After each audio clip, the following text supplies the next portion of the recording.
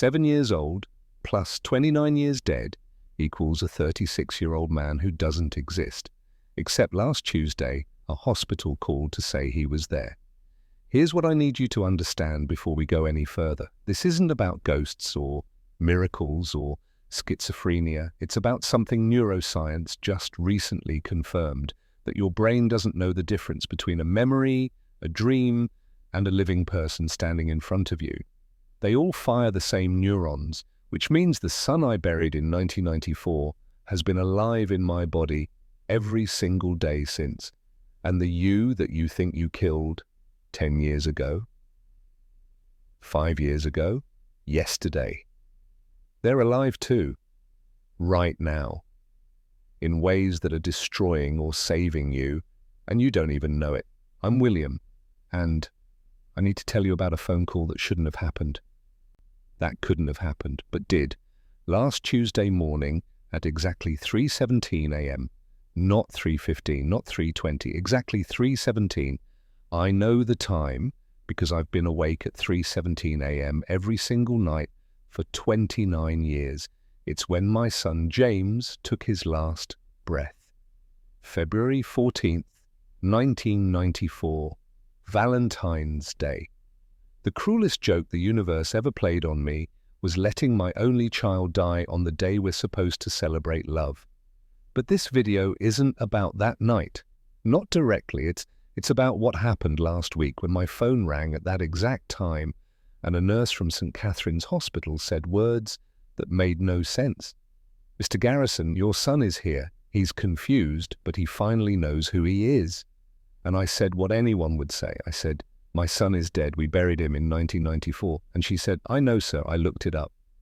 That's why I'm calling. Now, I'm going to tell you what happened in that hospital. I'm going to tell you what I found when I got there.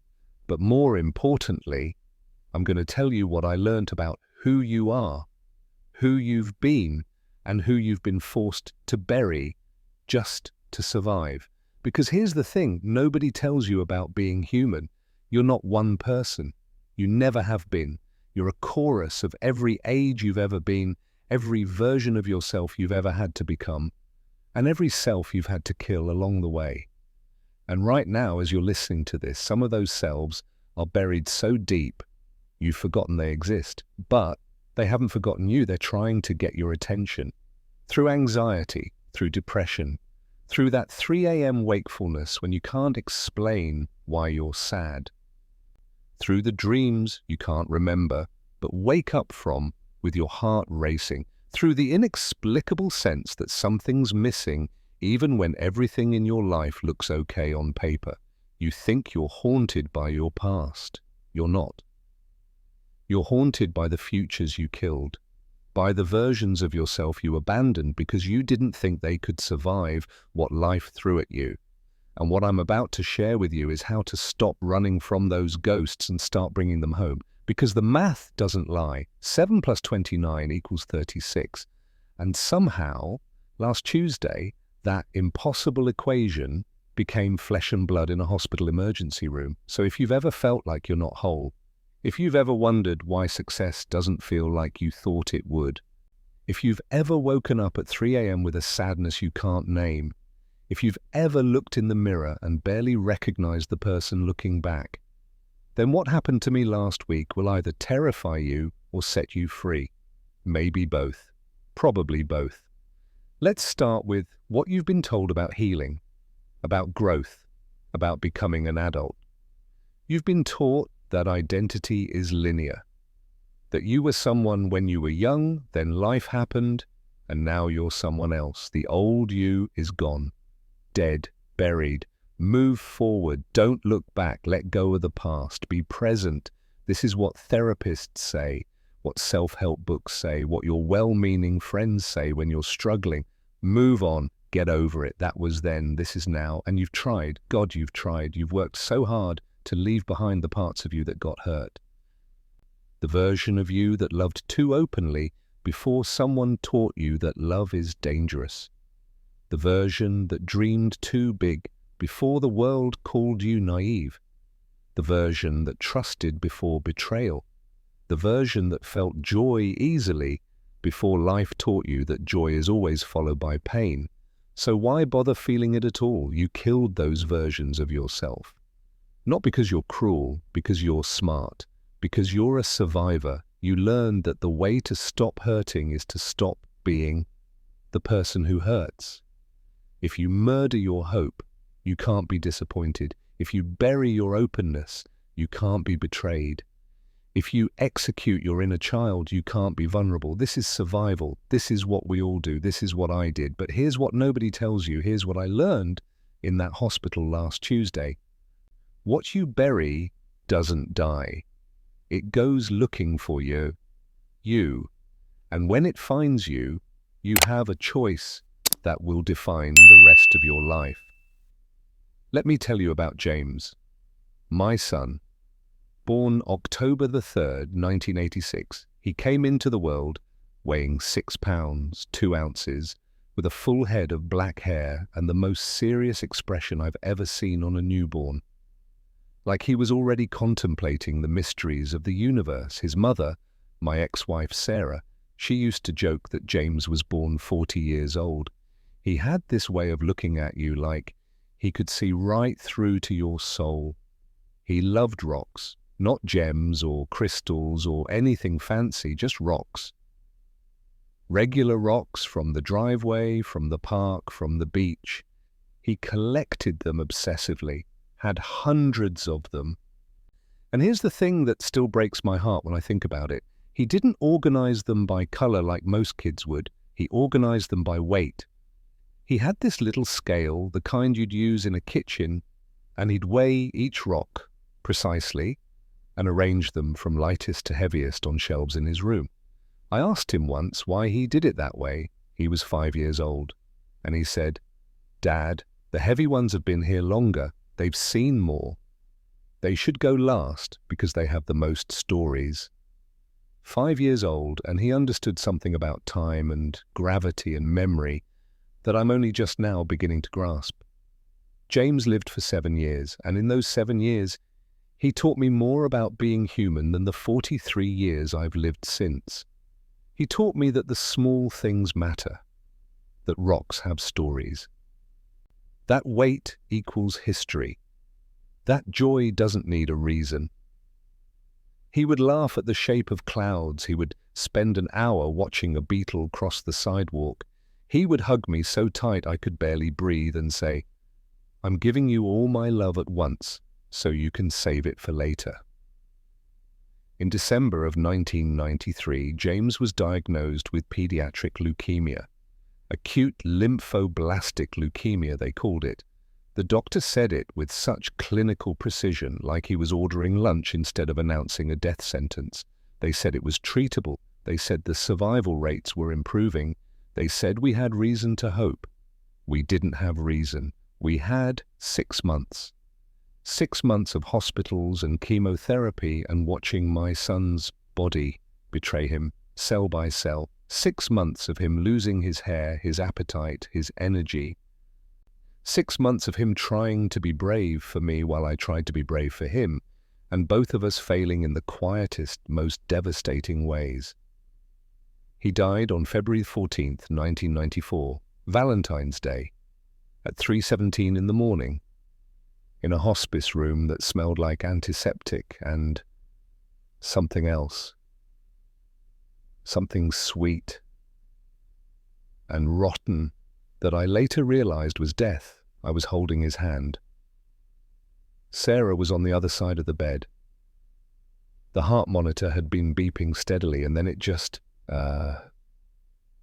flattened, one continuous tone, like the universe holding a single note.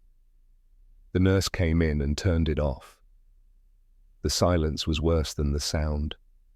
She said some words I don't remember. She left us alone with his body.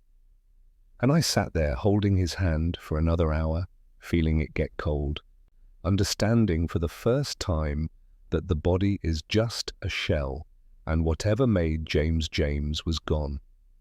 The rocks he loved so much had more life in them now than he did. The funeral was 4 days later, February 18th, A Friday, cold and clear, the kind of day James would have loved because the sky was so blue it almost hurt to look at. I carried his casket. It weighed almost nothing. That's what I remember most, how light it was, how a 7-year-old human being with all those thoughts and all that love and all those organized rocks could weigh so little when they're gone. We buried him at Riverside Cemetery. Plot 42, Section C.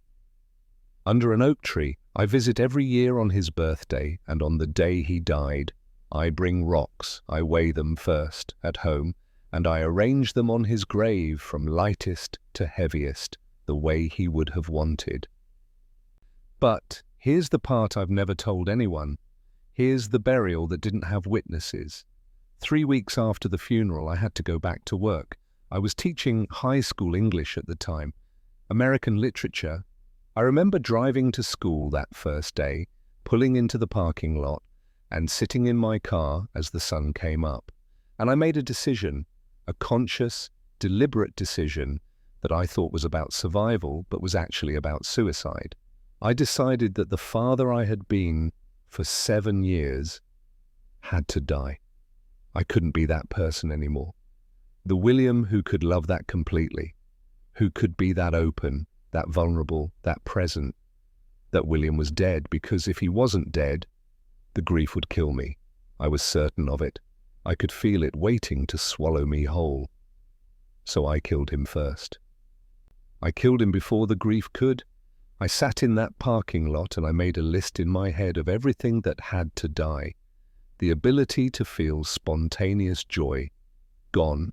The capacity to be surprised by beauty, gone. The willingness to love without reservation, gone. The part of me that could watch a child play and feel delight instead of devastation, gone. The version of me that believed the world was fundamentally good, gone.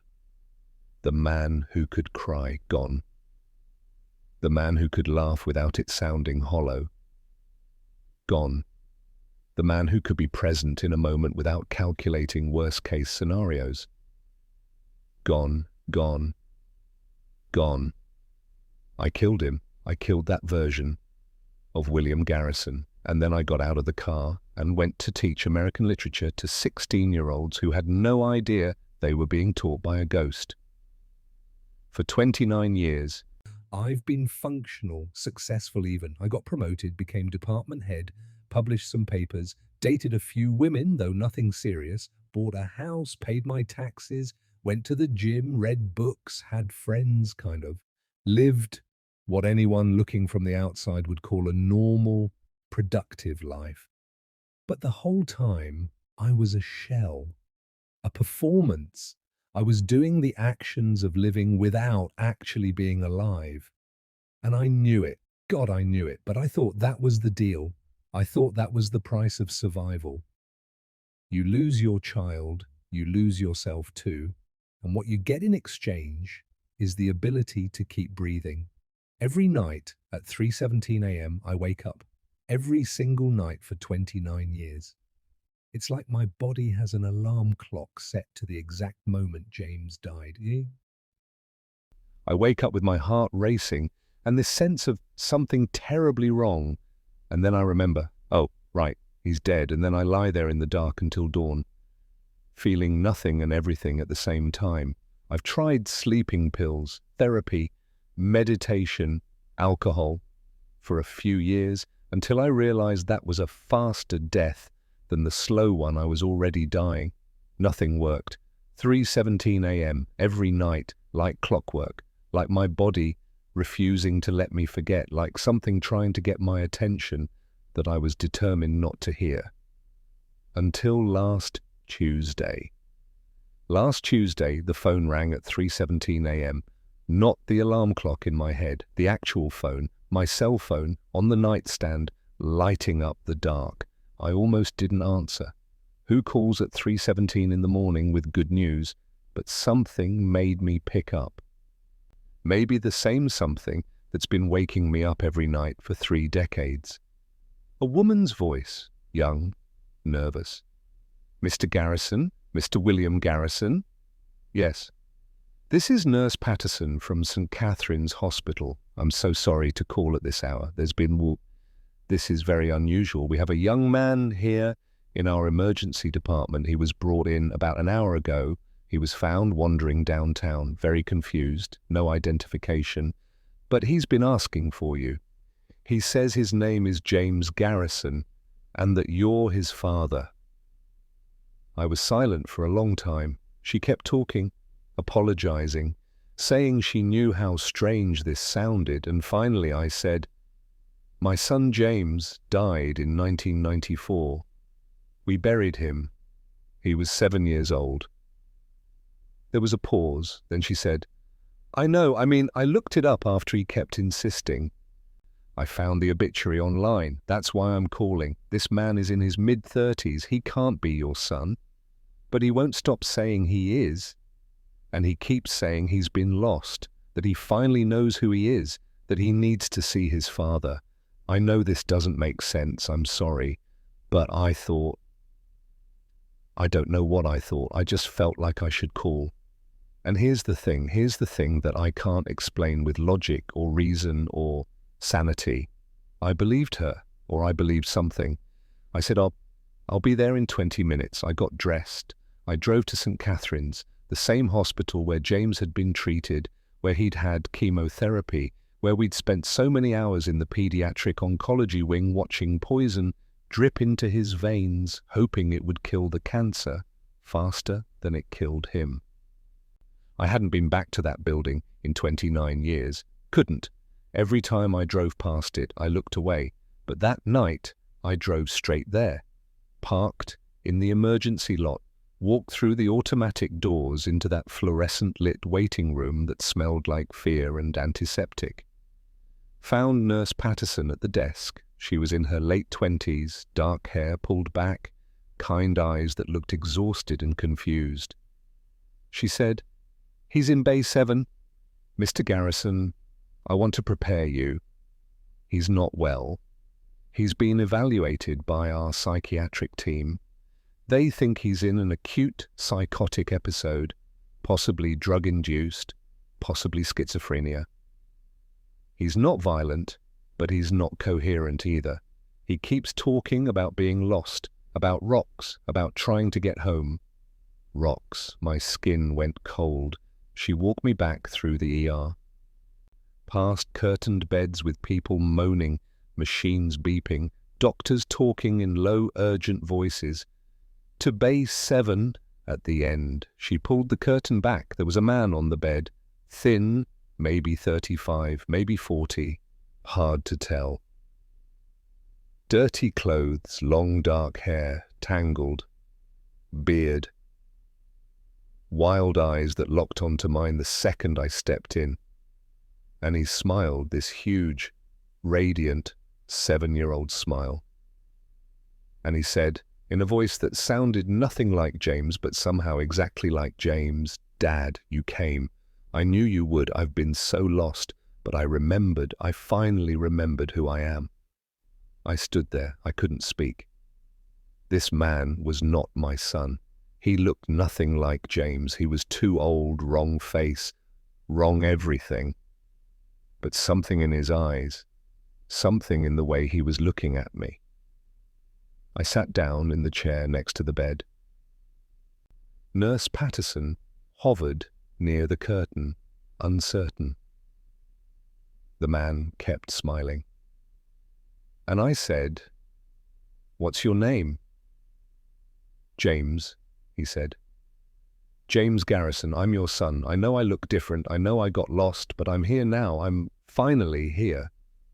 "Where have you been?" I asked. I don't know why. It wasn't a logical question, but nothing about this was logical. "In the dark," he said. "In the place where you left me. I tried to find you. I tried so hard. But you stopped looking. You stopped calling my name.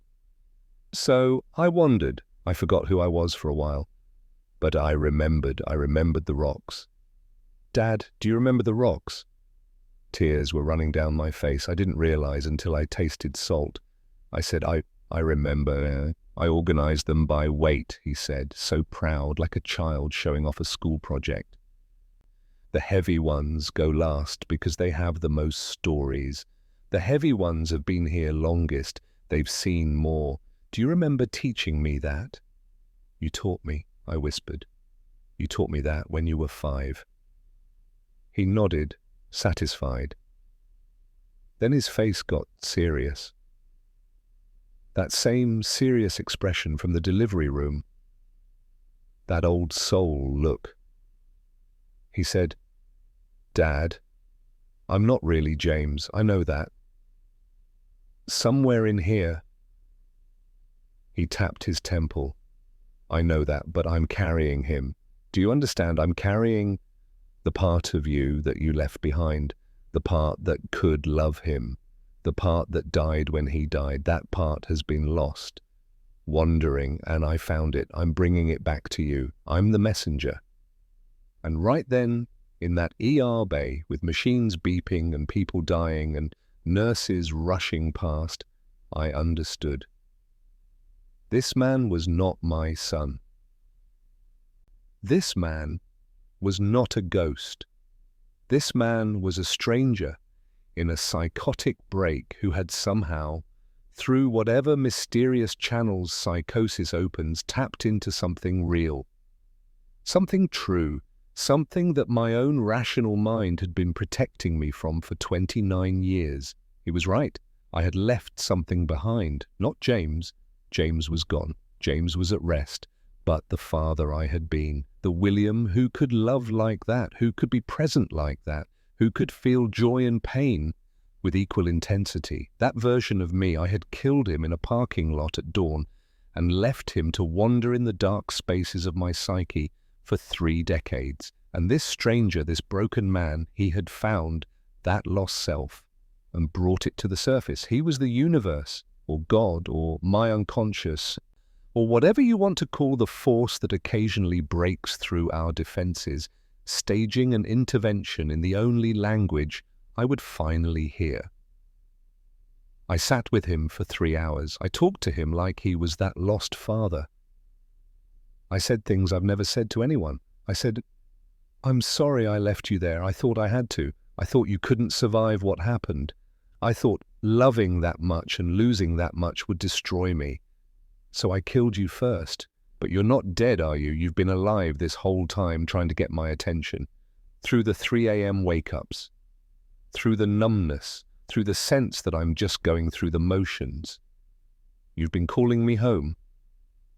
The man listened, nodded, smiled sometimes, cried sometimes, and slowly, over those 3 hours, he calmed. The wildness in his eyes settled in. He stopped talking about James. He started talking about himself, about being homeless for 2 years, about drugs, yes, about hearing voices, about being so lost.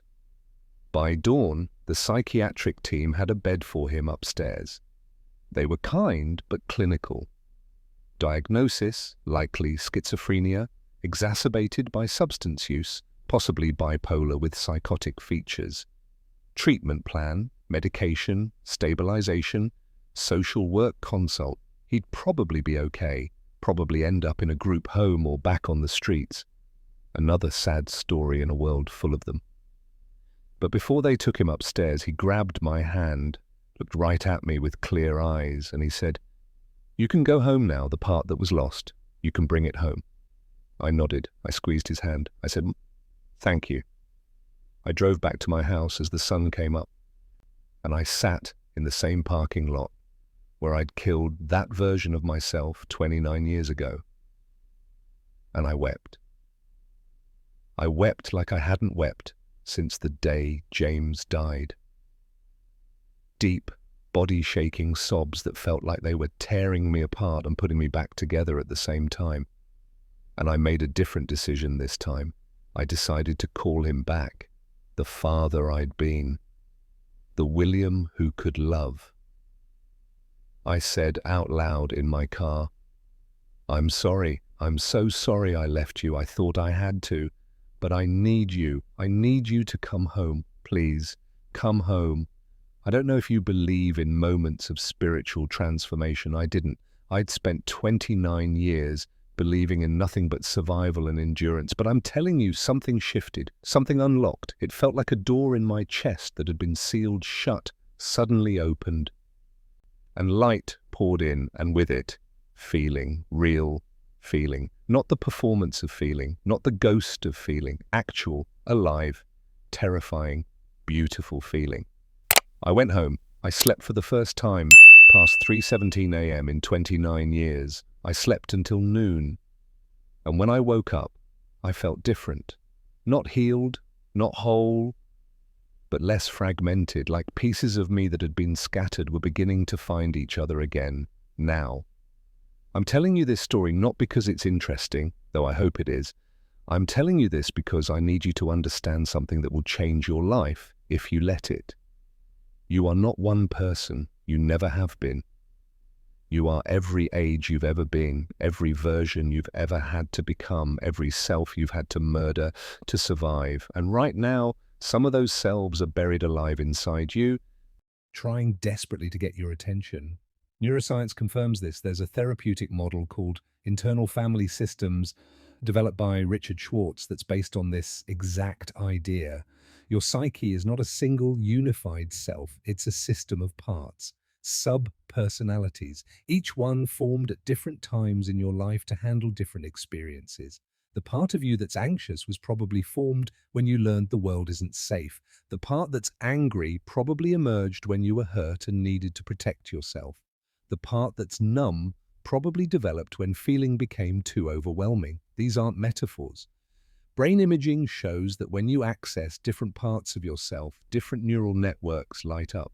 The 5-year-old you, the 13-year-old you, the you from your first heartbreak, they're not memories, they're active psychological agents living inside you right now. And here's what matters. When you reject a part of yourself, when you bury it, when you try to kill it off to survive, it doesn't die, it goes underground. It becomes what therapists call an exiled part. And from that exile, it runs interference in your life. It sabotages you. It creates symptoms. It haunts you. The joyful self you rejected because joy felt dangerous after heartbreak. That's why you can't feel pleasure even when things are objectively good. The angry self you suppressed because anger wasn't allowed in your family. That's your depression. Depression is often frozen rage turned inward. The vulnerable child you abandoned because being vulnerable got you hurt. That's your anxiety, your hypervigilance, your inability to trust. These parts are trying to come home, they're trying to be integrated, but you keep pushing them away because you think the way to be healthy is to be consistent, stable, one thing. You think maturity means leaving behind childish things. You think strength means not feeling, but that's not maturity, that's fragmentation, that's self-abandonment, and it's making you sick. Let me tell you what actually happens when you bury a part of yourself. Let's say you're 13 years old and you fall in love for the first time. You love completely, openly, with your whole heart. And then that person breaks your heart, betrays you, humiliates you, and it hurts so badly you think you'll die. So you make a decision. I will never love like that again. I will never be that vulnerable again. That version of me who loved openly is stupid and weak. I'm killing that version. I'm becoming someone stronger. So you bury that open-hearted 13-year-old, you lock them in a basement in your psyche and throw away the key. And in the short term, it works. You don't hurt like that again. You protect yourself. You survive. But here's what you don't realize. That 13-year-old doesn't stop existing. They're down in that basement, alone, still feeling that heartbreak, still terrified, still calling for you. And because you won't go down there and comfort them, they start making noise. They start creating symptoms to get your attention. Maybe you can't maintain intimate relationships as an adult. Maybe you sabotage them right when they get good. Maybe you feel nothing when someone says they love you. Maybe you're attracted to people who are unavailable because some part of you knows that's safer. These aren't character flaws. This is that exiled 13-year-old still down in the basement, still terrified of being hurt, still trying to protect you the only way they know how. Or let's say you're 8 years old and you try something new, you create something, draw a picture, write a story, sing a song, and you're so proud, you show it to someone whose opinion matters, a parent, a teacher, and they dismiss it. They say it's not good, or they ignore it completely, and you feel this deep shame. So you decide, I will never create like that again. I will never put myself out there like that again. That version of me who thought I had something to offer is delusional. I'm killing that version. You bury that 8-year-old artist. And for years, you don't create. You play it safe. You do what's expected, and you survive. But that 8-year-old is still alive inside you, still wanting to create, still having ideas and impulses and visions. And when you won't let them out, they turn into restlessness, into a sense that something's missing, into scrolling social media for hours, envying other people's creativity, feeling vaguely depressed, but not knowing why. This is what I mean when I say what you bury doesn't die. It haunts. And the haunting will continue until you go into that basement, find those exiled parts, and bring them back into the light. This is not a metaphor. This is how your psyche actually works. And once you understand this, everything changes, because suddenly anxiety isn't a disease to be cured. It's a part of you trying to protect you from old dangers that aren't present anymore. Suddenly, depression isn't a chemical imbalance to be fixed. It's a part of you that's been exiled and is shutting down your whole system until you pay attention. Suddenly, the voice in your head that says you're not good enough isn't evidence that you're broken. It's a younger version of you who learned that story and needs you to come back and tell them the truth. The work isn't to get rid of these parts. The work is to welcome them home, to integrate them, to become a wise, compassionate inner parent who can hold all these selves at once. This is what I learned in that hospital when I sat with that stranger who was carrying my ghost. I learned that the father I'd been, the William who could love James with that intensity, he wasn't dead. He was exiled. He'd been wandering in the dark spaces of my psyche for 29 years, trying to get my attention. And every night, at 3:17 a.m., he was knocking, calling me, saying, I'm still here. Please don't leave me down here forever. And I'd been saying, no, you're too dangerous. If I let you back in, I'll hurt like I hurt when James died, and I can't survive that. But that's the lie we tell ourselves, the lie that keeps us fragmented. We think we're protecting ourselves by burying the parts that felt too much. But we're not protecting ourselves, we're slowly killing ourselves. Because you can't be fully alive if you're only allowing part of yourself to exist. So let me tell you about the selves you've probably buried, the ones that most of us exile to survive. There's the joyful child, the one who could laugh at nothing, who could find wonder in a puddle or a cardboard box. You buried that child probably around 8 or 9 when someone told you to grow up, to be serious, to stop being so loud or so silly. And you learned that joy is embarrassing, so you killed it, and now you're an adult who can afford nice things and go nice places, but you can't actually feel joy. You feel accomplishment maybe, relief, but not joy. That's because joy is still in the basement, waiting for permission to come out. There's the dreamer, the one who wanted to be an astronaut or a painter or a singer or something magical. You buried that dreamer probably around 14 or 15 when someone told you to be realistic, to choose a practical career, to stop living in fantasy. And you learned that dreams are naive, so you killed them. And now you're an adult with a stable job and a retirement plan, but you feel empty, like you're just going through the motions. That's because the dreamer is still down there, still whispering, what if? And you're using all your energy to keep them quiet. There's the lover, the one who believed in soulmates, in passion, in romance.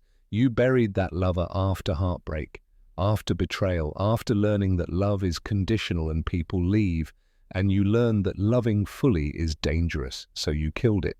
And now you're an adult who might be in a relationship, might even be married, but you feel disconnected, like you're performing intimacy instead of feeling it. That's because the lover is still down there, still wanting to love fully, and you've decided it's safer to love halfway.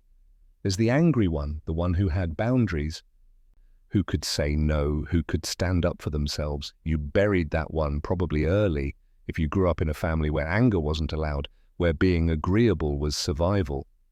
And you learned that anger is bad, that nice people don't get angry, so you killed it. And now you're an adult who can't set boundaries, who says yes when you mean no, who gets walked over and then wonders why you're depressed. That's because anger is still down there, turned inward, eating you alive. There's the vulnerable one, the one who could cry, who could admit when they were hurt or scared or confused. You buried that one when you learned that vulnerability is weakness, when someone used your softness against you, when being strong meant not feeling, and you learned that showing your underbelly gets you killed, so you killed it. And now you're an adult who can't cry, who can't ask for help, who handles everything alone and wonders why you feel so isolated. That's because vulnerability is still down there, aching to be seen. I could go on. We all have our specific exiles, the selves we had to bury to survive our specific childhoods, our specific traumas, our specific disappointments. And here's the devastating thing. The strategies that saved us are now suffocating us. Burying joy kept you from being embarrassed as a child, but now it's keeping you from feeling alive. Burying dreams kept you from being disappointed, but now it's keeping you from having purpose. Burying the lover kept you from being hurt again, but now it's keeping you from being truly known. Burying anger kept you safe in an environment where anger was dangerous, but now it's keeping you powerless. Burying vulnerability kept you from being exploited, but now it's keeping you from connection. What got you here won't get you there. The protection mechanisms you developed as a child or a teenager or a young adult are now your prison. And the only way out is to go back into the basement and bring those parts home. This is what resurrection means, not some abstract religious concept. Practical, psychological resurrection, calling back the dead parts, integrating what you've fragmented, becoming whole. And I know what you're thinking. You're thinking, but if I let that joyful child out, I'll be hurt again. If I let the dreamer out, I'll be disappointed. If I let the lover out, I'll be betrayed. If I let the angry one out, I'll lose control. If I let the vulnerable one out, I'll be destroyed. And you're right, you might be. Those are real risks. But here's the question you need to ask. What's the cost of not taking that risk? The cost of keeping joy in the basement is living a life that's safe but grey. The cost of keeping the dreamer in the basement is dying with your song still inside you. The cost of keeping the lover in the basement is a lifetime of shallow connections and the haunting sense that you've never really been known. The cost of keeping anger in the basement is depression, doormat syndrome, a life lived for everyone else. The cost of keeping vulnerability in the basement is isolation, even when you're surrounded by people. Is that worth it? Is safety worth dying inside? Because that's what's happening. You're not protecting yourself. You're slowly dying, one exiled part at a time. Here's what I learned from that midnight phone call, from that stranger in the ER, from the impossible reunion with a self I thought was dead. Healing isn't about moving on. It's about moving with. It's about gathering all the parts of yourself that you've scattered across your timeline and bringing them into now. Not to become who you were, but to integrate who you were into who you are, to let the joyful child inform your adult life with wonder, to let the dreamer give you purpose, to let the lover teach you how to be intimate, to let the angry one help you set boundaries, to let the vulnerable one help you connect. This is what wholeness looks like. Not one unified self that's always the same, but a chorus of selves that work together. Sometimes the adult needs to be in charge, making decisions, being responsible. But sometimes the child needs to lead, reminding you to play. Sometimes the dreamer needs to speak up, pointing you toward meaning. Sometimes the lover needs to take over, opening you to connection, Sometimes the angry one needs to roar, protecting you from violation. Sometimes the vulnerable one needs to weep, releasing what needs to be released. You're not one instrument, you're an orchestra. And the work of being human is learning to conduct, but you can't conduct parts you've exiled. You can't make music with instruments you've locked in the basement. So the first step is always retrieval.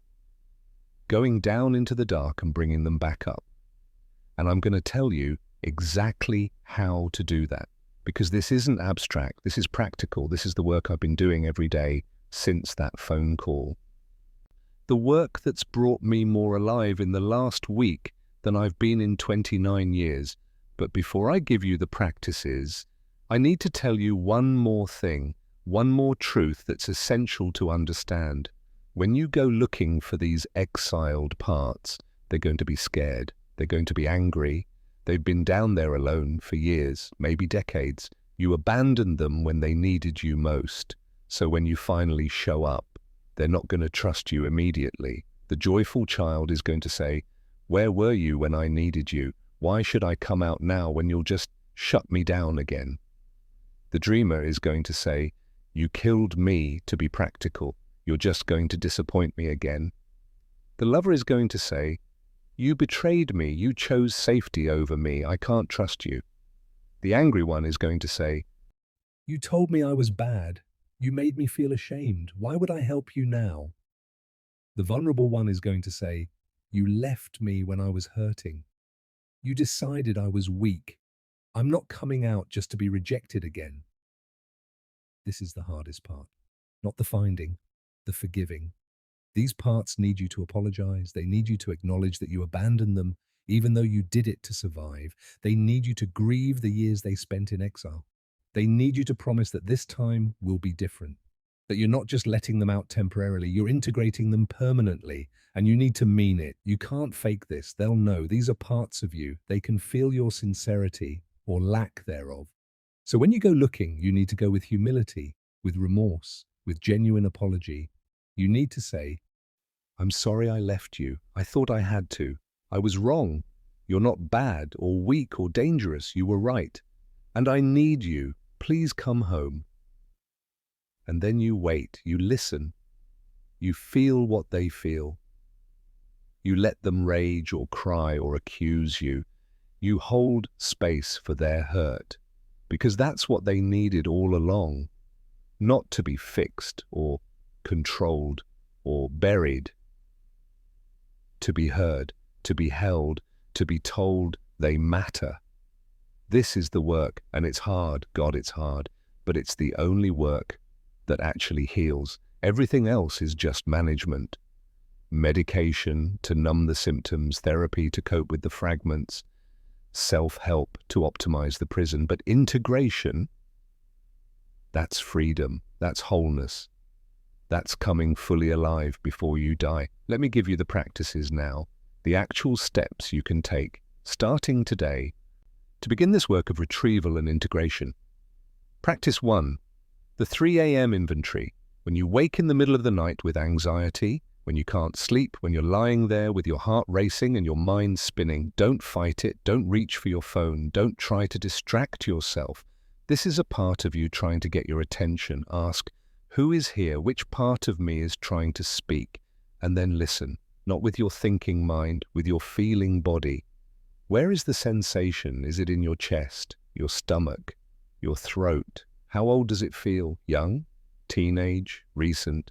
Sometimes an image will come, sometimes a memory, sometimes just a sense. The 8-year-old who was criticized, the 15-year-old who was rejected, the you from 2 years ago who made a decision you regret. Name them.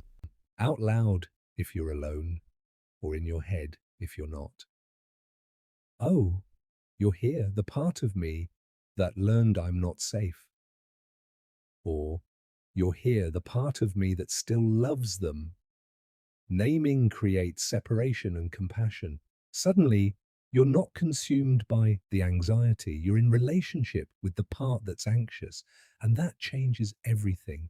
Then ask, what do you need? And listen, really listen. The answer might surprise you. The anxious part might need reassurance. The sad part might need to cry. The angry part might need to punch a pillow or write a letter.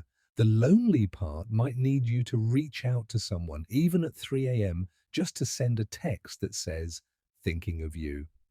This practice alone, done consistently, will start to shift your relationship with your symptoms. They stop being enemies and start being messengers. Practice 2. The letter to your exiled selves. Set aside time when you won't be interrupted, 20 minutes minimum. Get paper or open a document and write a letter that begins, "To the part of me I left behind when..." Finish that sentence honestly. To the part of me I left behind when my father said my dreams were stupid. To the part of me I left behind when she cheated. To the part of me I left behind when I decided being sensitive was weak. And then write to that part like they're a real person, because they are. Thank them for who they were, for their courage, their openness, their hope. Acknowledge what they went through. Apologize for leaving them. Tell them you understand why you did it, but you're sorry. Tell them you need them, that you're incomplete without them. Invite them home. "I'm ready now. I'm strong enough to protect you. You don't have to hide anymore. Please come back. I need your joy. I need your dreams. I need your capacity to love. I need your anger. I need your vulnerability. Come home." Write until you feel something shift. Sometimes it's tears. Sometimes it's relief. Sometimes it's resistance, which is also important. If you feel resistance, that's information. That's a part of you that's not ready to forgive you yet. Don't force it. Just acknowledge it. "I understand you're not ready. I'll be here when you are." Do this practice for multiple parts, not all at once, one per week maybe. The joyful child, the dreamer, the lover, the angry protector, the vulnerable one, anyone you've exiled. And keep the letters, read them when you need reminding. These are love letters to yourself. They're sacred. Practice 3. The chorus check-in. Every morning or every evening, sit for 5 minutes in silence. Close your eyes, take a few breaths, and ask internally, who needs to be heard today? Then wait. See who speaks up. It might be a feeling, a desire, an aversion, a memory, an impulse. The playful child might say, "I want to do something fun today." The creative part might say, "I have an idea I want to explore." The tired part might say, "I need rest, not productivity." The grieving part might say, "I need to cry." Acknowledge each one. "I hear you. I see you. Thank you for speaking." And then, if possible, do one small thing to honor that part. If the playful child wants fun, take a different route home. Notice something beautiful, dance in your kitchen, something small but real. If the creative part has an idea, give them 15 minutes, even if it seems impractical, even if it won't make money. Let them play. If the tired part needs rest, let them rest, even if it means disappointing someone, even if it means being less productive. If the grieving part needs to cry, cry. Put on a sad song, watch a sad movie, give yourself permission. These small acts of honoring are how you rebuild trust with your exiled parts. You show them, through action, that you're listening, that they matter, that you're not going to abandon them again. Over time, this practice creates an internal democracy. Instead of one part dominating, usually the achievement-oriented adult who thinks productivity is all that matters, all the parts get a voice. And when all the parts feel heard, they stop fighting for control. They start collaborating. Practice 4. The welcoming mantra. This is the simplest and maybe the most powerful. When you feel conflicted, when you feel pulled in different directions, when you feel like you're falling apart, pause, take a breath, and say, out loud or internally, all of me is welcome here. The anxious part and the hopeful part, the angry part and the forgiving part, the part that wants to run and the part that wants to stay, The child and the adult, the dreamer and the realist, all of me is welcome here. This mantra interrupts the war. Because most of your suffering isn't from having these different parts. It's from fighting against them. Trying to be one thing, consistent, controlled, but you're not one thing. And when you stop trying to be, when you welcome the multiplicity, the war ends. You become a host instead of a battleground. You become a home instead of a prison. Say it when you wake up. Say it when you're overwhelmed. Say it when you're about to make a decision and different parts are arguing.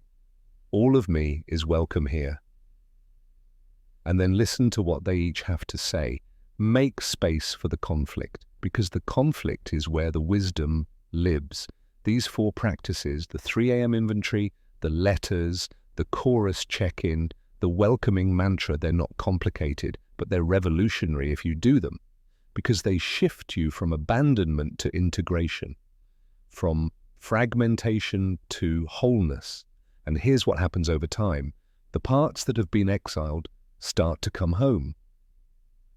And as they do, you start to feel more alive, more real, more yourself, except yourself is bigger than you thought. Yourself includes the child and the elder, the scared one and the brave one, the one who loves and the one who's been hurt. You stop feeling like a performance and start feeling like a presence. You stop trying to control everything and start trusting your internal system. You stop fighting yourself and start conducting yourself. And other people notice, they say, you seem different. They can't always name what it is, but what they're sensing is that you're more there, more integrated, less defended, more human. This is what I've been experiencing this last week, since that impossible phone call, since sitting with that stranger who carried my ghost, since calling back the father I buried in a parking lot 29 years ago. I'm not healed. I want to be clear about that. I don't think you ever fully heal from losing a child. That's a wound that lives in you forever. But I'm less fragmented. The wound doesn't own me anymore. I can hold it alongside other things. Joy, curiosity, connection. The grief is still there, but it's not the only thing there. And I can feel again, really feel. 2 days ago, I was walking to my car and I saw a kid, maybe 7 years old, collecting rocks on the sidewalk. And instead of that hitting me like a knife and me having to look away and shut down, which is what's happened for 29 years every time I see a child James's age, instead, I stopped. I watched him. And I felt sad, yes, of course, but I also felt something else, tenderness, gratitude that James existed, gratitude that I got to be his father, even for just 7 years. And I smiled at the kid, and he smiled back, and I kept walking. That doesn't sound like much, but it's everything.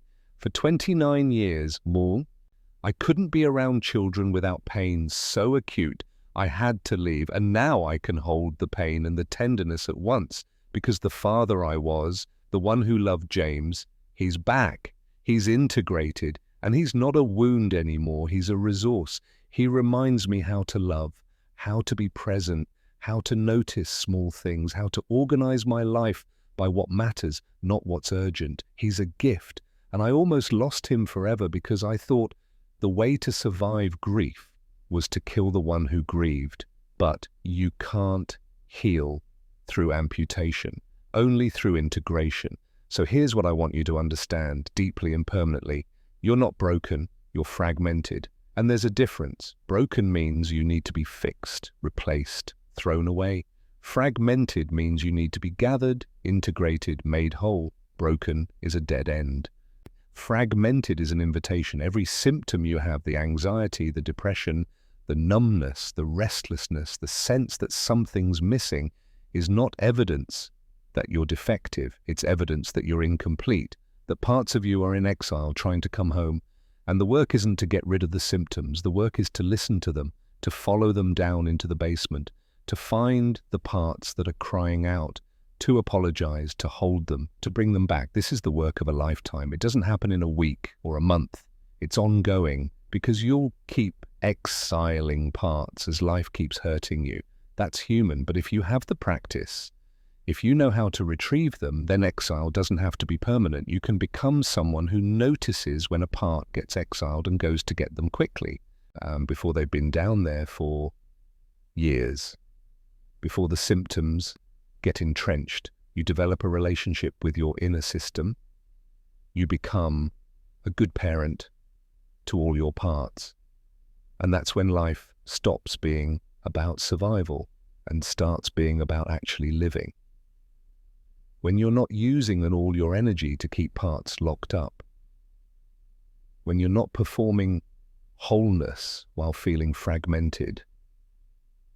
When you can actually be present because all of you is here. I don't know why that stranger showed up at St. Catherine's Hospital last Tuesday. I don't know if it was coincidence or divine intervention or my unconscious staging a breakdown to break me open. I don't think I'll ever know. And I've stopped needing to know. What I know is this: he was a messenger, and the message was clear. What you bury doesn't die. What you leave behind doesn't disappear. It wanders in the dark, calling your name until you're brave enough or broken enough to go back and get it.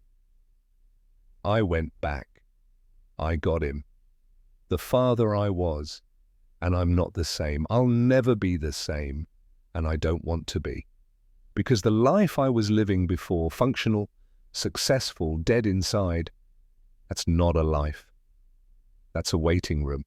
And I'm done waiting. I'm done performing. I'm done being a fragment pretending to be whole. I'm doing the work now, the real work, the hard, messy, beautiful work of integration. And I'm inviting you to do it with me, not because it's easy. It's not. Not because it's comfortable, it's excruciating sometimes, but because it's the only way to be fully alive before you die. You're carrying ghosts. We all are. The question is, are you going to keep running from them? Or are you going to turn around and bring them home? If you choose to bring them home, here's what I want you to remember. You are not one self moving forward through time. You are every self you've ever been, finally learning to speak the same language. What you buried can be resurrected. What you lost can be found. What you killed to survive can live again. The voices in your head aren't enemies, they're refugees. They're exiled parts trying to get home, and you're the only one who can open the door. Integration isn't about becoming someone new, it's about remembering and reclaiming everyone you've been. The work isn't to move on from your past, it's to move with it, to gather all yourselves, the wounded ones, the joyful ones, the angry ones, the vulnerable ones, and bring them into now. You don't need to be fixed. You need to be gathered. You're not broken, you're just incomplete. And completeness is possible. I'm living proof, a man who spent 29 years as a ghost and who's finally, slowly, becoming real again. So this is my invitation, my challenge, my plea. Go into the basement, find the parts you left there, apologize, hold them, bring them home, do the practices, the inventory, the letters, the check-ins, the welcoming. Make space for all of you, not just the productive you, not just the strong you, not just the you that makes others comfortable, all of you. And watch what happens. Watch as the symptoms start to shift, as the numbness starts to lift, as the colors start to come back, as you start to feel real again. It won't happen overnight, but it will happen if you're brave, if you're patient, if you're willing to face what you've been running from. And you are. I know you are, because you're still here. You're still listening, which means some part of you knows the truth, knows that the life you're living isn't the life you were meant for, knows that there's more, knows that the parts you've buried are worth retrieving. So go get them. Go get the joyful child, the dreamer, the lover, the angry protector, the vulnerable one, whoever you left behind. Tell them you're sorry. Tell them you're ready. Tell them to come home. And then make space for them in your days, in your decisions, in your life. Let the child play. Let the dreamer dream. Let the lover love. Let the protector set boundaries. Let the vulnerable one ask for help. Conduct the chorus. Be the orchestra, not a single instrument. And know this, I'm with you, dear. Everyone who's doing this work is with you. We're all in the basement, looking for the parts we left behind. We're all learning to integrate instead of fragment. We're all becoming whole. You're not alone, and you're not broken. You're just ready to come home to yourself, all of yourself, finally. If this landed for you, if something in this cracked open or shifted or made sense in a way you can't quite name yet, I'd love to hear about it. Leave a comment and tell me about one self you've buried, one part you exiled, one version of you that you're ready to call back home. Maybe it's the kid who used to dance when no one was watching. Maybe it's the teenager who wrote poetry. Maybe it's the person who believed in soulmates before heartbreak. Maybe it's the you from before the trauma, before the betrayal, before the decision that you had to be smaller to be safe. Name them here in the comments. That act alone is powerful. It's the beginning of retrieval. It's you saying, I see you, I remember you, I'm coming to get you. And if you found this helpful, if it resonated, click the like button. Not for me, for the algorithm. So this reaches someone else who's being haunted by their own ghosts. Someone who needs to hear that they're not broken, just fragmented. Someone who's ready to stop running and start gathering. And subscribe if you want more of this. Because this is the work I'm doing now. This is the conversation I'm committed to. How we become whole. How we integrate instead of fragment. How we stop performing life and start living it. Thank you for being here. Thank you for listening. Thank you for your courage, Mark.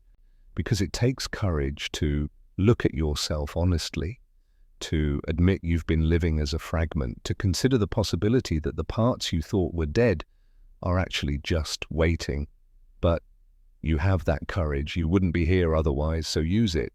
Go into the basement, bring them home, all of them, and become finally who you've always been underneath the armor, whole, human, alive. I'll see you in the next one.